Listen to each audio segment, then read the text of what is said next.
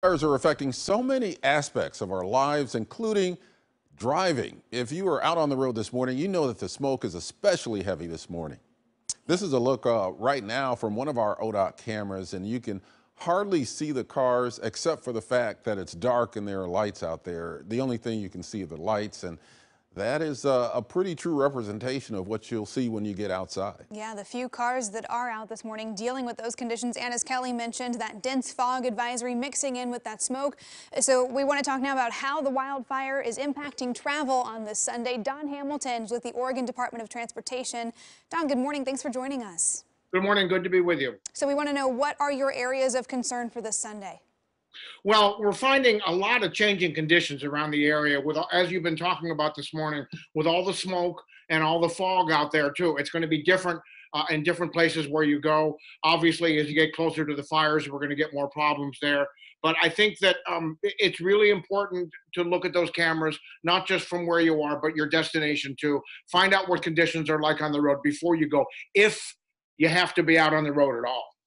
Yeah, the main thing would be not to be out on the road if you don't have to, but there are a lot of people who have to, who are evacuating right now, and they're trying to take the major routes to get out. What kind of advice do you have for those folks who have to travel in these conditions? Well, when you're out there driving in these kind of conditions, I think the most important thing is just to be very, very careful. Don't use your high beams on your car. Use your low beams. If you have fog lights, go ahead and use those. Make sure that you can see the vehicles around you. If it gets really bad, get off the road and wait for a little bit too. It's dangerous to be driving out there. And one other thing too, don't be using your flashers unless you're stopped at the side of the road. Somebody behind you could see the flashers, and if you're driving with them and run into you, you don't want to have any kind of a fender bender or chain reaction crash in the middle of this bad driving situation. Don, I'm curious, we've seen some stuff on social media here, people asking for drivers to avoid some of these wildfire areas, and anyone who maybe doesn't live there, they're being told to stay away and not try to drive into any of these spots to see some of the damage. Are you seeing people trying to get into some of these dangerous areas? And how is ODOT helping with safety around these fires? Well, less and less we're seeing sort of the tourists trying to get out and see the burned out areas in there. We're working with police very carefully to try to get the word out on this, that we need to keep the roads clear.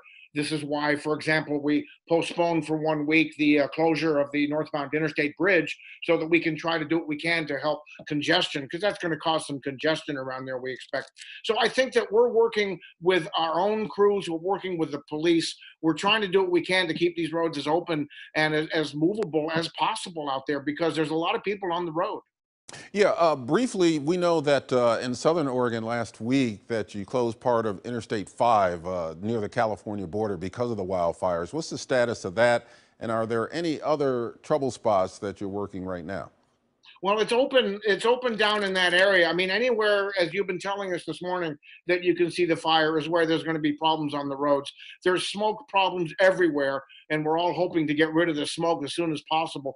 The best thing people can do is go to tripcheck.com, go find out the conditions of where you're going, what your route is like. Look at the cameras as best you can, and make plans and allow for a lot of extra time. This isn't winter. Usually we have these kind of conversations about during winter storms, but we're in a very critical situation. People have to be very careful out on the roads, very cautious and slow. Yeah, good advice, and we appreciate the updates. Thank you, Don.